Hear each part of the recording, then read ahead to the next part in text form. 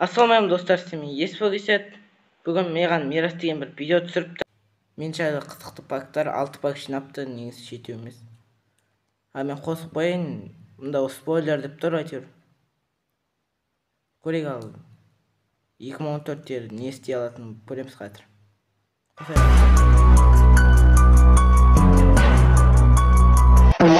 Бүгін мен есбол туралы факттар айтатын боламын.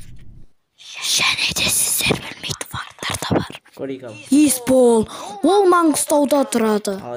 Жасы 14. Суретті бір түрлі қойып қойыпты. Оның бірақ досы жоқ екен. Авторский право. Авторский право өтіп кетейік. Олар үйінде көп балалы. Есбол ең алғаш рет мистер Бейбитпен видео түсірген. Мистер Бейбит дегенде мынау емес қой. Бұл не түсіре алмайды. Ол Қазақстан бойынша екінші ютубер. Директор қызық болса лайк басып тіркеліп кетіңдер. Есбол көріп отса лайк басып кет. Бол, видео аяқталды. Не қысқа видео болып қалды ғой, бір 50 минуттық.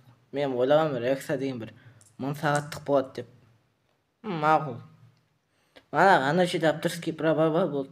Видеоның бағасы мен 6 деп қоямын негізі. Көріп тұрмын өзі. Ода видеоны аяқтаймын айтпақшы. Ссылка төменде мистер Бейбит. Ой, денесіп кетті. Мирастың видеосын көріп кетейік. Мына қойын. Арнасына тіркеп кетейік, өзі 62 подписчиктен.